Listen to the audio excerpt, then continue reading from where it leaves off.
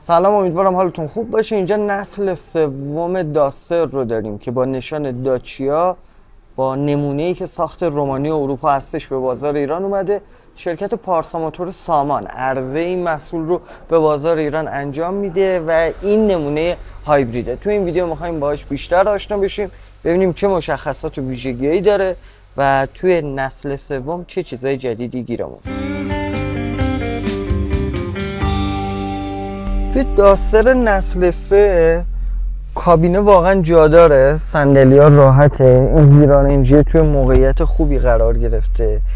اما یه نکته مهمی که این ماشین داره اینه که در کنار اینکه یه طراحی عادی داره یه سری ویژگی‌های جدید رو به ما ارائه میده. وقتی کنار رقبا میذاریم یه سری برتری‌ها داره، یه سری نقاط ضعف هم داره.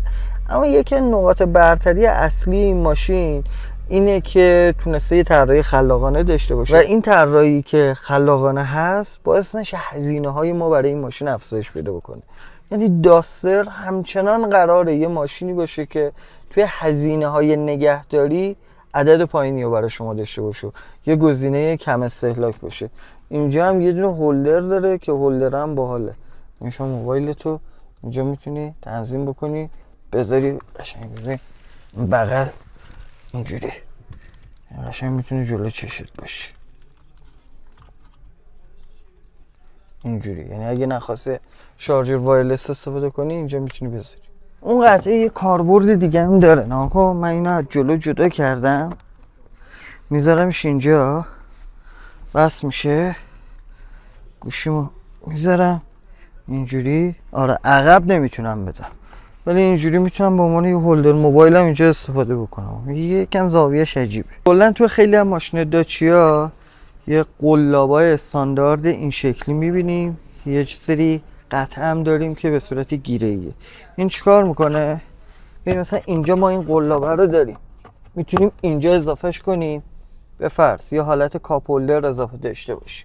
ولی این شاید اینجا کاربردی نباشه. اینو داریم که حالت گیره است. اینو اینجا بذاریم برای آویزون کردن کیسه زباله. و همین اینو ما تو قسمت عقبم داریم. یعنی به غیر از اون هولدره که اون مدل قلابو داره، من اینجا هم میتونم اینو اضافه کنم و حالا اینو میتونم این بغلش اضافه بکنم. یعنی اینجا یه کاپ هولدر داشته باشم، اینجا هم کیسه زباله. توی این ماشین یه موتور 1.6 لیتری 4 سیلندر 16 سوپاپ تنفس طبیعی داریم. یک موتور الکتریکی هم داریم که در ترکیب با سیستم انتقال قدرت توان رو به چرخ‌های جلو میده. مجموعاً 140 اسب بخار با گشت‌آور 148 نیوتن متر رو داریم. 0 تا 110.1 ثانیه رو داریم. حداکثر سرعت 160 کیلومتر بر ساعت و مصرف سوخت بهینه‌ای که میتونه عددی بین 4.2 تا 5 لیتر به ازای هر 100 کیلومتر باشه. باک 50 لیتری داریم. باتری که توی این ماشین هایبرید داریم 1.2 کیلووات ساعته که از نظر ظرفیت برابر با خیلی از خودروهای هایبرید این رده قیمتی. نکته مهمی که داره کد موتور H4M هستش، یعنی جزء موتورهای کم استهلاکی که ما تو بازار جهانی میشناسیم و موتوریه که توی تعمیر و نگهداری هزینه پایینی داره. این یکی از ویژگیاشه و کلا این سری 4M جزء موتورهایی هستش که به استهلاک کم و دوام بالا معروفه. اما سیستم انتقال قدرتش یک سیستم انتقال قدرت اختصاصی رنو داچیا برای خودروهای هایبریده. یعنی همون ترکیب DHT رو داریم میبینیم با یه عملکرد متفاوت تر که ما روی حالت بنزینی میتونیم یه شبیه ساز 4 سرعته داشته باشیم برای انتقال قدرت به چرخ‌های جلو و زمانی که موتور الکتریکی اونم وارد مدار میشه 2 تا حالت انتقال قدرت هم برای اون داریم که عملاً یه 4 به علاوه 2 که خود داچیا میگه. چیز پیچیده‌ای نیست، تو رانندگی شما کار خاصی نباید بکنید. میگم با همون DHT طرف هستیم اما به سبک رنو و داچیا. چیزی که توی این ماشین مشخصه توی نسل سوم یه سبک طراحی رو داریم میبینیم که متفاوته نسبت به نسل اول و دوم.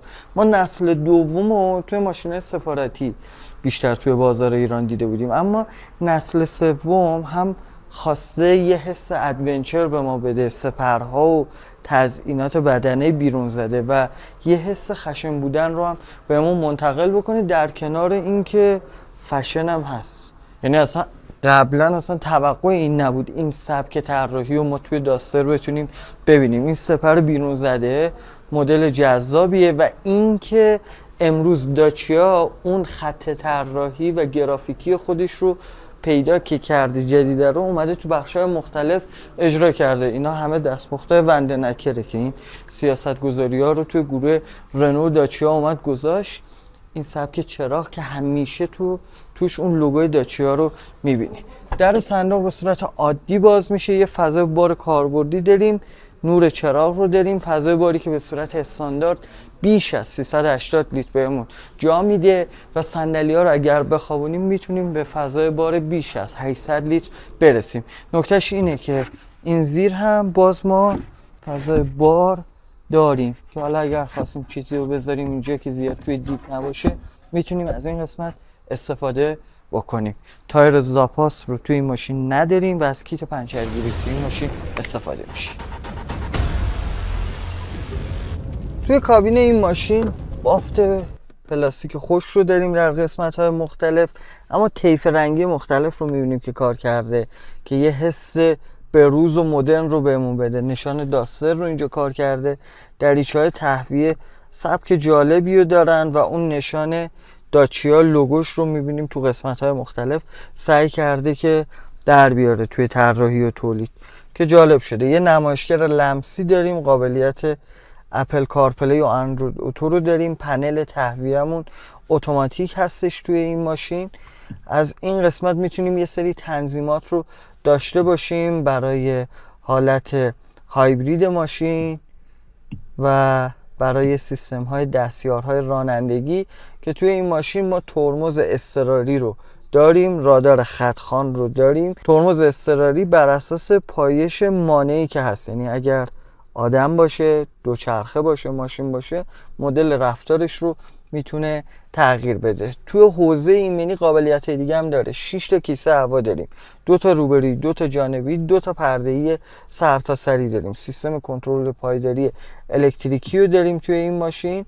از این قسمت میتونیم تنظیمات مختلف دیگر رو برای ماشین اعمال بکنیم. دوربین دنده عقب رو داریم با خطوط پارک پویا و سنسور پارک عقب رو داریم. یه دسته دنده الکتریکی داریم. در کنار حالت دی حالت بی رو هم داره که سطح بازیافت انرژیمون رو افزایش میده. شارژر وایرلس رو داریم، استارت دکمه‌ای داریم، سنسور نور و باران رو توی این ماشین داریم، فناوری LED چراغ‌ها داریم، کلاستر دیجیتال رو داریم، کروز کنترلمون از نوع معمولی هستش، ترمز پارک برقی رو داریم، فرمون اون بالا و پایین میشه، جلو و عقب میشه. از این قسمت یه سری پنل های دسترسی داریم برای تنظیم ارتفاع چراغ، فعال سازی اون پکیج سیفتی که توی این ماشین توضیحاتش رو دادم و حالت ای سیف که باعث میشه که تا حدی اون حالت بازیافت انرژیمون با یک ثبات بهتری توی این خودرو اتفاق بیفته. تریم داخلیمون پارچه‌ای دو رنگ هستش که یه حس جذاب رو میده، ولی خب قاعدتا اگر چرم باشه میتونیم یه حس لوکسری رو توش تجربه بکنیم. صندلی‌ها به صورت دستی تنظیم میشه، آینه‌ها تاشو برقی هستش و این بالا یه جنس باحالیه داریم برای متریال سقفمون. این جنس یه شبیه پارچه است ولی پارچه متفاوته. کلا جالبه. توی نسل سوم سبک جدید طراحی داچیا رو میبینیم و کلا گروه رنو که از سال 2015 یه سبک جدیدی توی طراحی محصولاتش رو انجام داد. این نسخه ای که اینجا هستش تایرهای کانتیننتال داره، ترمز دیسکی جلو عقب، تعلیق جلو مکفرسون، در بخش عقب تعلیق نیمه مستقل رو داریم و به عنوان یه ماشینی با وزن نزدیک 1380 کیلوگرم و فاصله محوری 2657 میلیمتر به عنوان یک کراس اوور متوسط 5 نفره میتونیم بپذیریمش. توان به چرخهای جلو توی تیپ هایبرید میرسه و عملاً یک کراس اوور تک دیفرانسیل. این فاصله محوری فضای کابین قابل قبولیه در قسمت عقب بهمون میده مخصوصا این که ارتفاع صندلی‌های عقب خوبه و شما پاتون رو میتونید توی یه موقعیت خوبی بذارید، نکته مثبتیه. فضای سرمون هم مناسبه. اینجا خروجی شارژر تایپ سی برای موبایل رو داریم، جا داریم که اگه خواستیم موبایل رو بذاریم. خبری از دریچه تهویه برای صورت نیست. بافت متریال مثل ردیف جلو. اینجا پلاستیک خشک رو داریم. شیشه عقبمون دودی هستش. بالا و پایین شیشه عقبمون هم به صورت اتوماتیک هست و قلاب ها آویزهای مختلف رو اومدن توی ماشین گذاشتن. اینجا داریم، روی اونجا داریم، اینجا یه چیزی داریم اگه خواستیم وسیله کیسه یه چیزی آویزون بکنیم.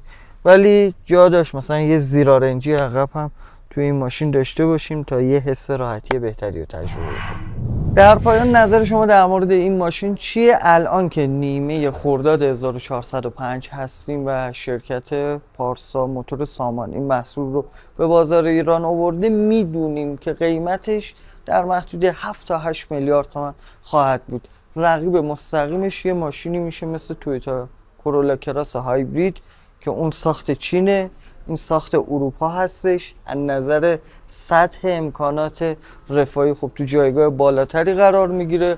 باز شاید توی ذهن یه سری باشه اون بالاخره تویوتاست، ولی ما میگم این دوتا ماشین خیلی در آینده نزدیک رقیبای سرسختی برای هم تو بازار ما میشن. نظر شما چیه؟ به نظرتون داچیا داستری که الان معرفیش کردیم چه ویژگی‌های بیشتری داشته باشه جذاب‌تر میشه و یا نقطه قوتش نسبت به رقباش چیه؟ اینا رو برای ما کامنت کنید.